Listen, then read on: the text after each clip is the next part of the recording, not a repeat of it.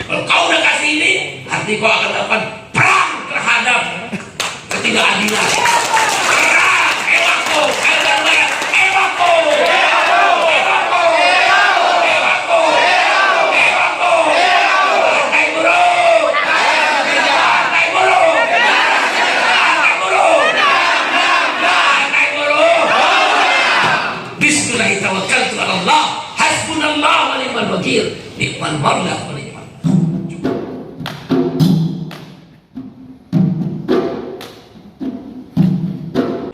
Boleh jadi kamu yang pejabat-pejabat, birokrat orang kaya melacurkan dirimu untuk korupsi. Tuhan aja dibohongin. Kalau aku disumpah demi Allah atau atas nama Tuhan, atas nama Sang Hyang Widi sesuai agamanya. Begitu selesai disumpah korupsi, Tuhan aja dia bohongin. Apalagi kamu rakyat. Jadi jangan kaget kalau dia tukang bohong. Korupsi, ya mengambil hak rakyat, gak peduli. Saya sederhana saudara, kalau dia peduli, kenapa dia kasih kita outsourcing? Kalau memang dia peduli, kenapa dia kasih outsourcing? Tidak boleh seorang manusia menghambakan dirinya kepada manusia. Manusia hanya boleh menghambakan dirinya kepada Tuhan, apapun agamamu. Itu adalah prinsip ketauhidan yang pertama. Tidak boleh seorang manusia menghambakan dirinya kepada manusia. Manusia hanya boleh menghambakan dirinya pada Tuhan, tidak pakai kotor. Nah, dalam dunia modern sekarang, outsourcing itu disebut modern slavery. Kau tahu artinya slavery? Budak. Manusia yang menghambakan dirinya kepada manusia, budak. Dan agama manapun, terutama agama yang saya pahami, agama saya Islam, manusia hanya boleh menghambakan diri pada Tuhan, bukan kepada manusia. Itu partai-partai agama, partai-partai nasionalis, yang ada 9 partai politik di DPR. Kenapa dia boleh budak? Kalau dia peduli pada kamu dan anakmu, suamimu, istrimu, orang tuamu, kenapa dia melegalkan budak?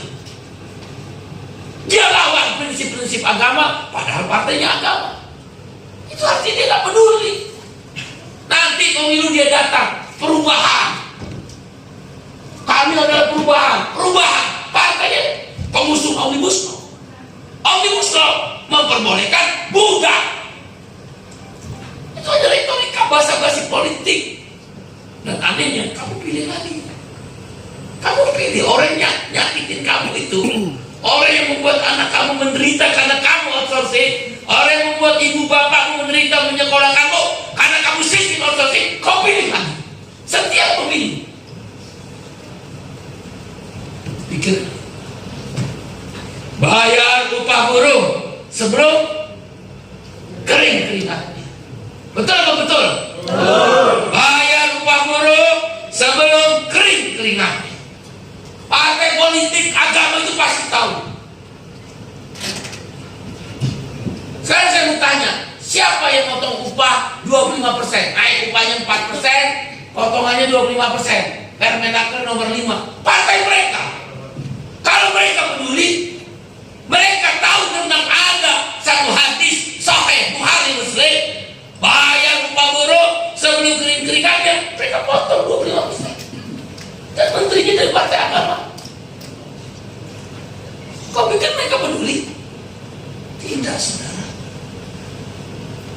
Dan aneh kau pilih lagi. Hanya karena orang tuamu dari ormas tertentu, hanya karena pacarmu atau istri suamimu dari ormas.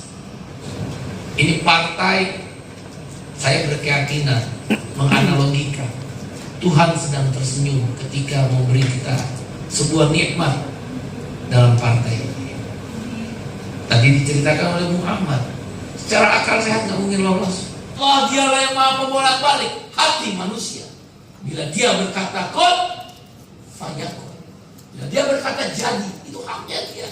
Tuhan, Allah, Sang Hyang Widi sesuai keyakinan kita. Dalam agama saya itu haknya Allah.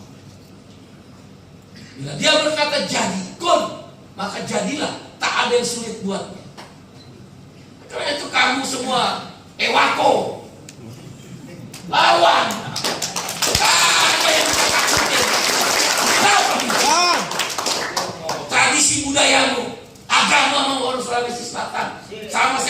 Bali, kau punya sang hyang di tradisi yang kuat. Ibadah-ibadahmu, harianmu kan sama.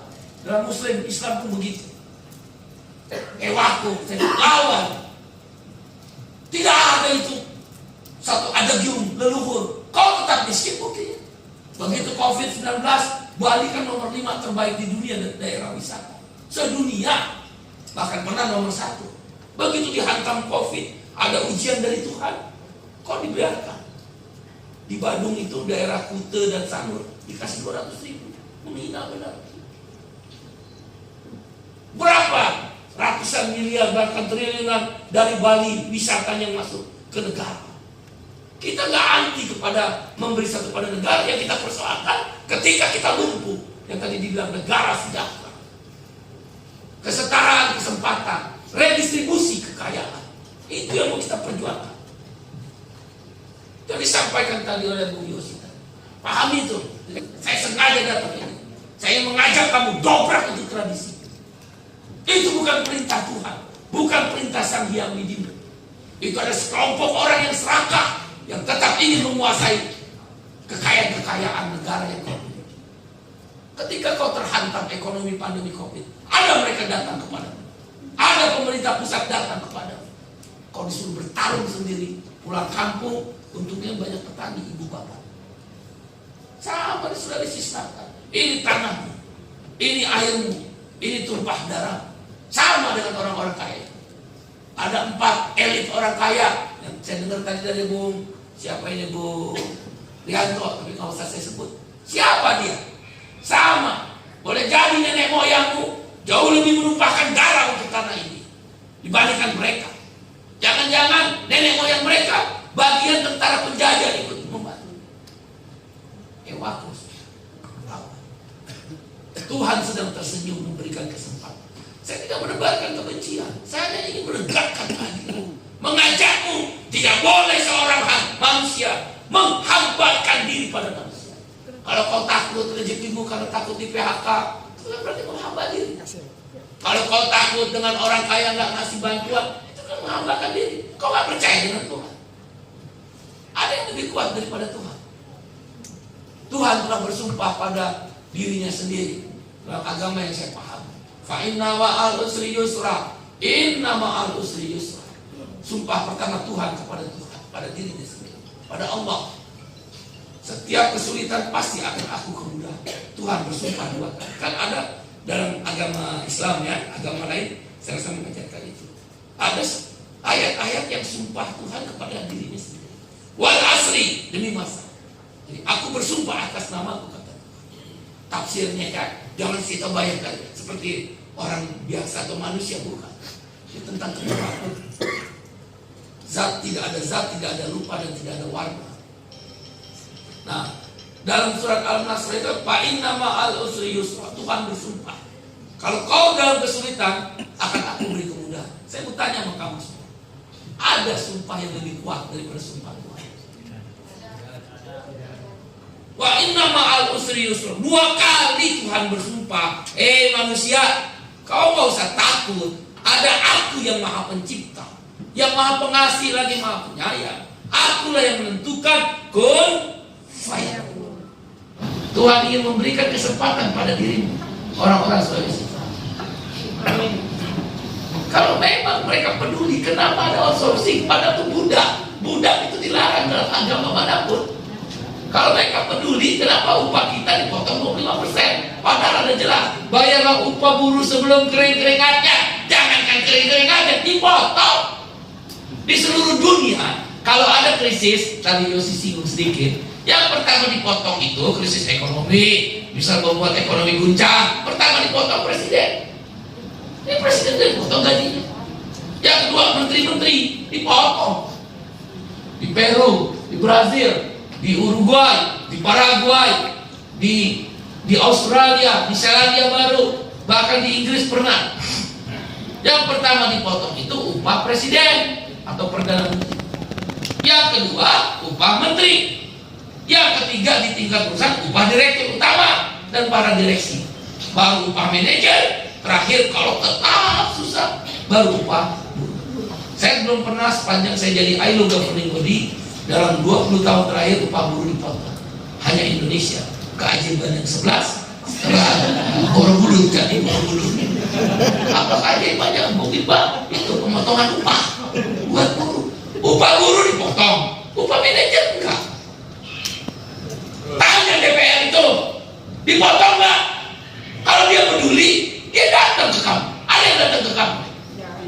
Ketika kamu di PHK dapat pesangonnya 0,5 kali dalam aturan Omnibus Law, ada nggak partai politik yang datang ke kamu? Ada nggak? Ada nggak? Kok kamu pilih? Akal sehat apa yang dipakai?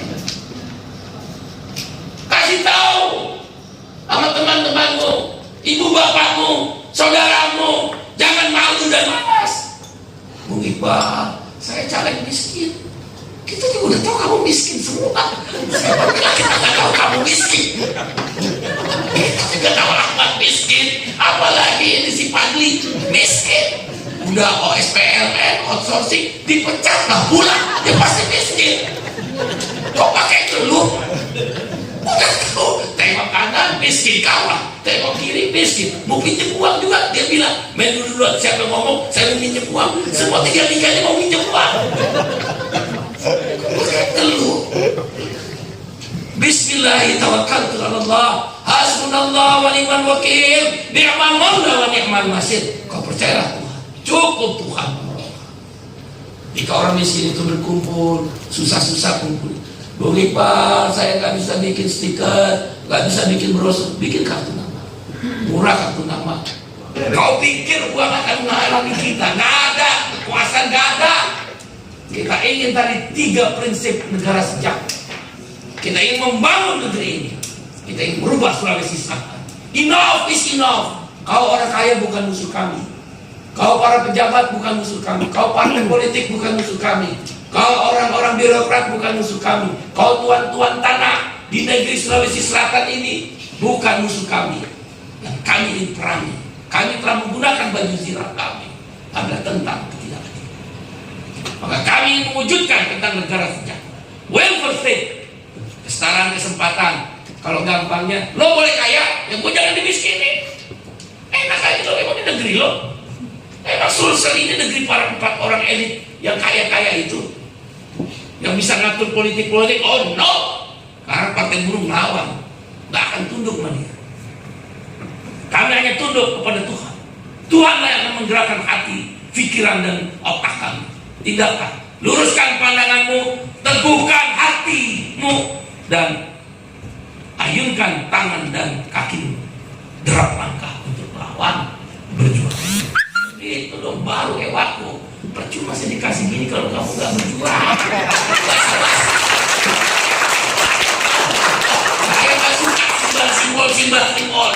Kalau kau udah kasih ini, arti kau akan dapat perang terhadap ketidakadilan. Perang, ewako, kalian bayar, ewako.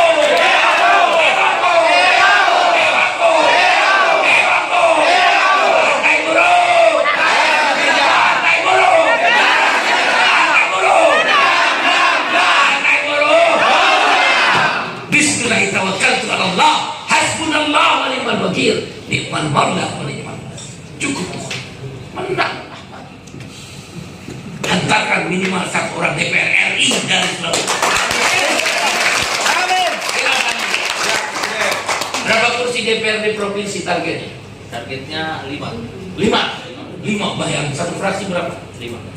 Kalau kamu, saya janji di hadapanmu dengan izin, kalau kamu benar berhasil 5 orang 1 fraksi, Gubernur Sulawesi Selatan maju dari partai buruh.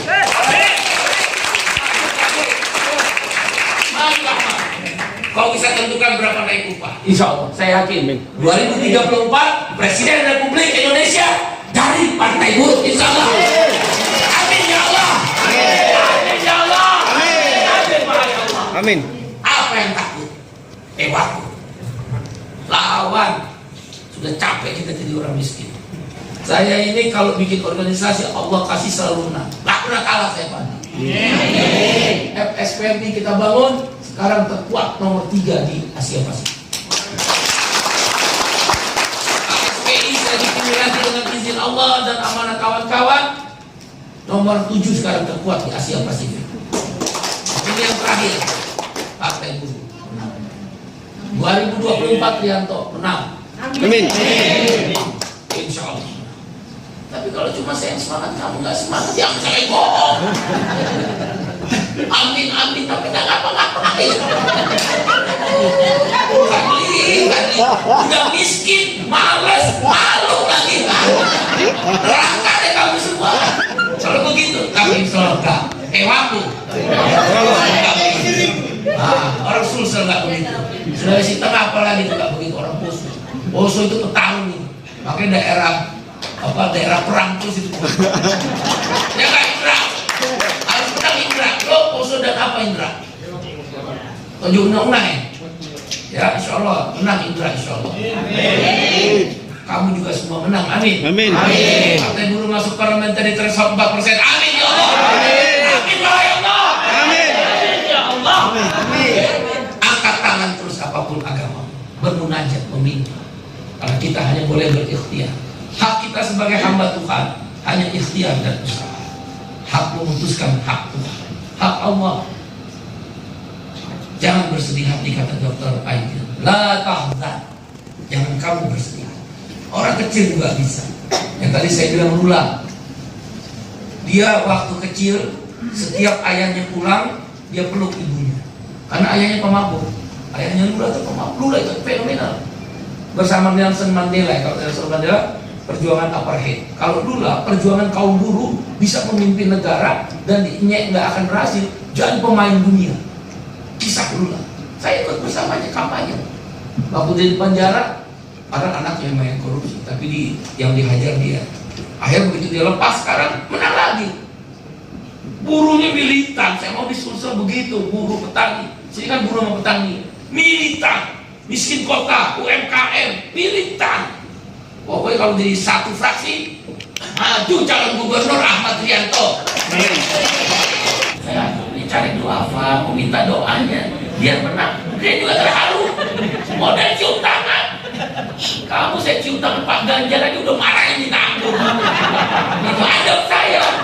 Ibu saya ngajakin tukang bakso aja saya cium tangan. Sama Pak Prabowo saya udah ketemu berulang-ulang berpuluh-puluh kali, saya cium tangan dari masalah. Saya sama Pak Anies duduk ke rumah saya berkali-kali, 3 kali saya cium tangan. Tukang bakso saya cium tangan. Walaupun orang bilang saya Habib, Babut, ibu saya alay terus.